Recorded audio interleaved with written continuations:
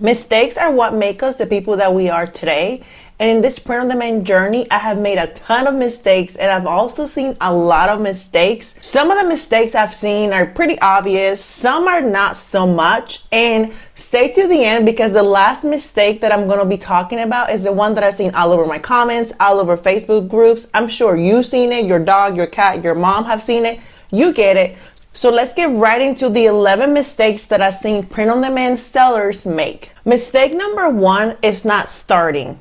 Look, I've seen it in my comments. I've seen it in Facebook groups where people are like, I have been doing research for like 2 months, 3 months, even 6 months. They're just looking for the perfect timing or the perfect time to start, or for, I don't know, something to fall out of the skies and tell them to start now. There's so many of you guys that are consuming so much content. And again, I'm thankful that you're here, you're watching my videos right now, and I appreciate that. But just consuming content to wait for the perfect time is never going to happen. You gotta start. This business is messy. It takes time for you to learn the skill, for you to figure it out. But the more you wait to start, the longer it's gonna be for you to figure out how to work this business. Look, most of us that started this business, that are 6-figure sellers and beyond, we started messy. Pretty much we were just like, we watched maybe a couple of videos, or we bought a course, and we were just like, you know what, let's just start, let's figure it out. That is the best way to do this. If you're waiting for the perfect timing, newsflash, it's never going to happen. So stop delaying and just start right now. Well, maybe wait until you watch this video and then just open your Etsy shop. And if you're still struggling with how to even open the Etsy shop, I'm going to link a video in the description that literally walks you through the steps of opening the Etsy shop and linking it to Printify. So the number 2 mistake that you're making is your mindset. Guys, if you can't even believe that you can do this, you might as well just quit right now, because you're not going to make it. If you keep thinking that Etsy is too saturated, nobody's making money selling t-shirts, the fees are too high, I'm starting late, there was only money to be made when you started in 2020, and all these things that you're telling yourself or that you're believing are true, then of course you're not gonna get nowhere and you're gonna make the money. You need to start looking at other successful YouTube people that are talking about print on demand and listen to the way they speak about their minds. Yes, learn all the skills, because all that's helpful, but listen to how they talk about it. Listen to the things that they're saying, when I started, I knew it was gonna be hard, but I've seen other people be successful, so I know I can do it. I know it's gonna take a lot of work and a lot of effort, but I know I can do it. So pretty much, as cliche as it sounds, the things that you're telling yourself, the things that you constantly are making up in your head, because again, your brain is made to protect you, the more you feed all this negative thought that you can't do this, then it won't happen. So switch it. Start thinking about it from this is actually true, or am I just making this all up in my head? Is it true that people are not making money in print on demand? Well, no, because you see so many people that are started even beyond 2020 that are making money in this business. Is Etsy too saturated? Well, the same thing. There's so many people that are finding their own niche and are finding success. So start thinking about it from out of all these ideas that I'm making in my brain are based on reality, or something that I just make up so I can protect myself and not even start. So again, I can teach you all the skills, but if your mind is not right, you're not even gonna make it. Mistake number 3 is treating this as a side gig. Okay, don't get me wrong. People love to use this word side hustle here, side hustle there, and I can't stand that word, because to me that just means that it's a cop-out for if it doesn't work out, well, it was just a side gig. Well, it was just a little thing here, and I wasn't expecting much out of it. Again, if you really just want this to be a side hustle, if you're just trying to make a couple $100s a month and you're not trying to change your life and quit your job, then by all means, go ahead and keep at it.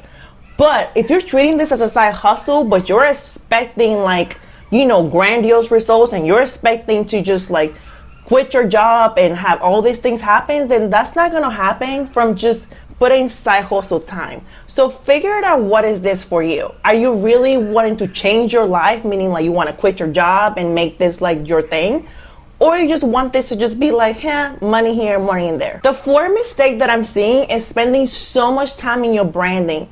Well, my logo has to be perfect, and what colors am I gonna use, and what's gonna be the name of my shop? And you spend hours and days and months trying to perfect the name of your Etsy shop and trying to find the perfect branding and the perfect logo. And newsflash, most people are not even going to land on your like shop. They're gonna find you through search. So just make it simple. Add something. You can always change the name if you don't like the first one that you have. It should not take you more than 20 minutes. I'm going to link a video in the description that literally is my store branding tutorial that's like less than 20 minutes. If you're spending more than 20 minutes creating a logo and a banner and a name for your shop, you're spending way too much time. This is not a priority. So stop procrastinating it. Go and watch that video next and pick something. You can always change it later. The fifth mistake that I'm seeing is making it all about you. Making it about what you want to sell. Well, you know, I create art, so I want to sell my own art. Well, I like this, so I want to sell that. Newsflash, is nobody's looking for your art on Etsy. Nobody cares. Nobody gives a crap about your art. I get it. You think it's beautiful. You think it's amazing and you want to put it out in the world, but you're not a celebrity. You're not Beyonce. You're not Kim Kardashian. Whoever you follow as a celebrity, you're not a celebrity that has a building audience. Unless you already have a building audience, which most of you guys don't, nobody's going to care about whatever you have to bring to this table. If it's not on Etsy, if people are not looking for that on Etsy, nobody gives a crap. So you coming in here saying, I want to sell this, is your ego getting in the way of truly making this business about, guess what? The customer, the people that are looking for the items, not about you. So stop making it about you and truly make it about the customers, what people want on Etsy, and not you thinking that what you want is what's going to work. Stop letting your ego get the best of it. Mistake number 6 is not spending time researching. Look, if you're not new here, you're probably gonna get sick and tired of me saying this, but I'm gonna keep talking about this until you finally get it. Guys, the money is in the research.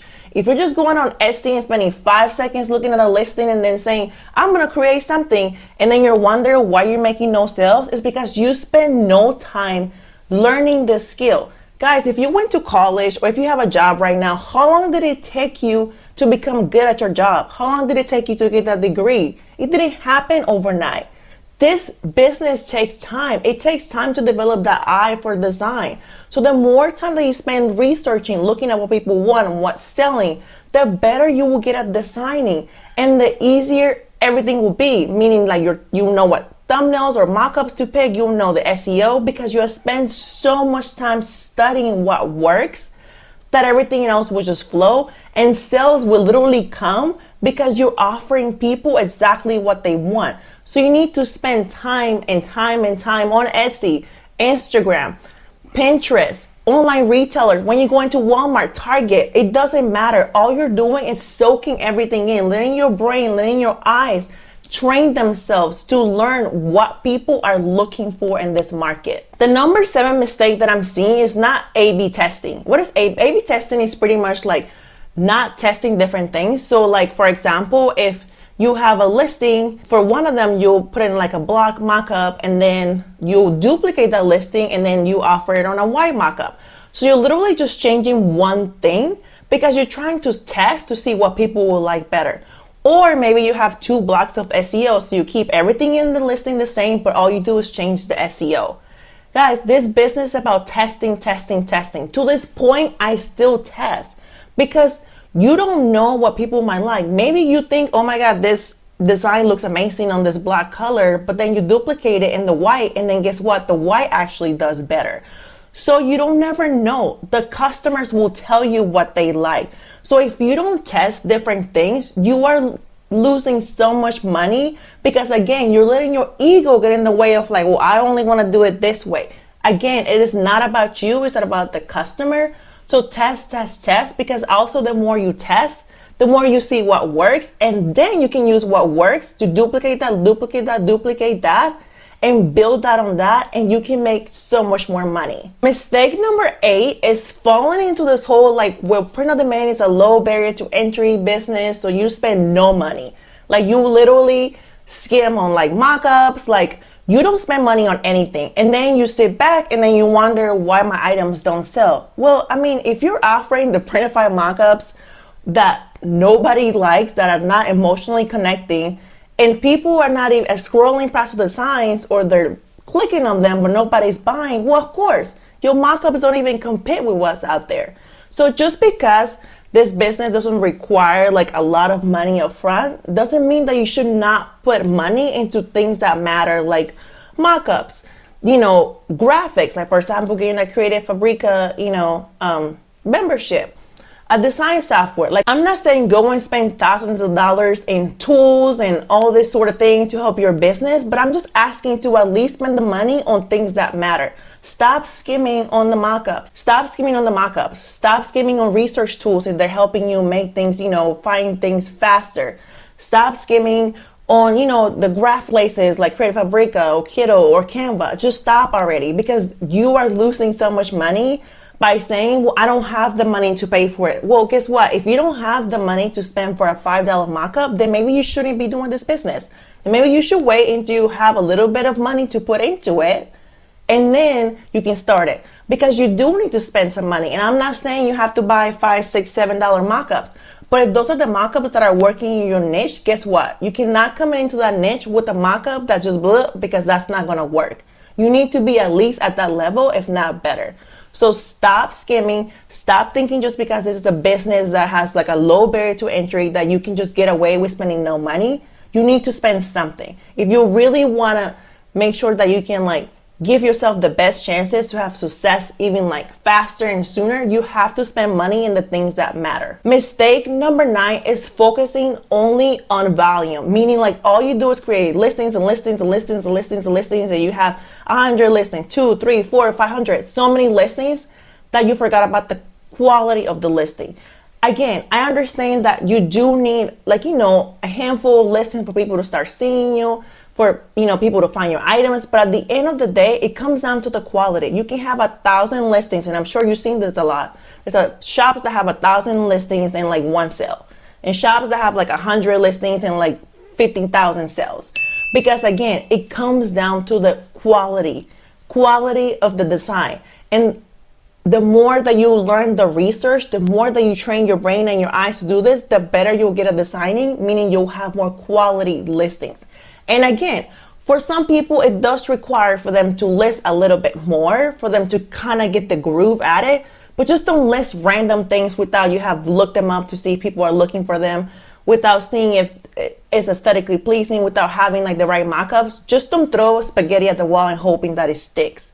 Focus on the quality. If that means you only post 1 listing a day because you're really trying to go hard on the quality versus 50 billion listings in a day, then do that instead. Because at the end of the day, it's about giving people what they want. It's not about just adding a bunch of random listings and hoping that one will sell. Mistake number 10 is obsessing over your stats. I see this in comments and in Facebook groups so many freaking times. Well, how many views did it take you to get your first sales? I get so many favorites. How do I convert them to sales? You gotta stop. This is just killing your whole momentum. It's killing your whole vibe. Guys, at the beginning, you're getting no views, you're getting no nothing. Nobody knows you, nobody really can find your shop. You need to just put your head down and really focus again on research and really focus on learning the skill. If you cannot look at favorites as in like, wow, this customer favorite my shirt, let me see what other things they favorite so I can see what other things I can offer. If you cannot look at it from that perspective, just turn it all off. You can literally go on your phone and you can go under the settings on the Etsy app, and it will let you turn off those features. It will let you turn off the favorites. It will let you turn out like sales. It will let you turn off so many things. Guys, to this day, I have that turn off. The only thing that I have turned on my Etsy app is the reviews and the messages.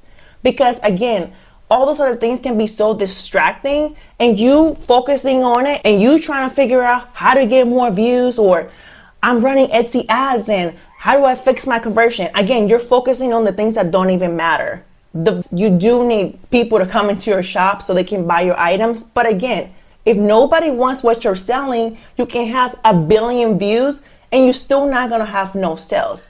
So stop focusing so much on the views and the favors and how do I increase my conversion? How do I do this? And focus more on how can you give people more of what they want. Focus on getting better at the skill, on training your eyes, training your brain to get better at designing. And trust me, sales would just come. It wouldn't even matter the views at that point because sales would happen. So just stop hovering over your reviews. And if they bother you so much, then turn them all off and move on. And number 11 is my favorite one because it's the one that I see everywhere. And it's this whole instant gratification. I added 20 listings. Where are my sales? I have 100 listings. Where are my sales? I have 500 listings. Where are my sales? It's been a month. It's been 2 months, 5 months, 6 months. Where are my sales? Where are my sales? Where are my sales? Guess what? Etsy don't owe you anything. You're not owed any sales. You're not owed anything. If you're not doing the right work, you're not going to get no sales. So you gotta stop living in this world of like, because you've done some work that you deserve to have something. Living in this world of just expecting for something to come to you just because you've done some kind of work is not realistic. The people that are being super successful in this business, we have been at it for a minute. I mean, we were going at it for months, even a year before we saw any sort of consistency in this business. So what makes you think that you get to just come in and throw some designs that nobody wants and people are going to buy them? This is a learning curve. It takes time, again, to develop the eye for designing. Again, going back to the whole, like if you work a job or if you got a degree, how long did it take you to become good at it? This is no exception. And again, we all want to skip the whole learning curve because it's our egos getting in the way that we don't want to look like a beginner. We don't want to look like we're brand new at something. We want to be able to just come in, do it, and sit back and be like, where's the money? Well, guess what? It just don't happen like that. So stop living in this whole bubble that you are deserve something because you don't deserve nothing if you have not yet put in the right work. You need to be learning. You need to be getting better. Again, it comes down to like, are you giving people what they want? Trust me, the more you focus on that and being so about yourself, the more everything will just come. Sales will literally show up because you switch everything about the customer rather than making it about what am I getting out of it. So again, guys, I know some of these mistakes were a little harsh, but these are some of the things that I wish somebody were just being brutally honest and told me from the beginning because it would have saved me a lot of heartache. So I hope that this video helps you. And again, if you're still struggling with research, because again, that's where the money is at, I'm going to be linking this video next because on that video, I'll walk you through my whole research process. See you on the next one.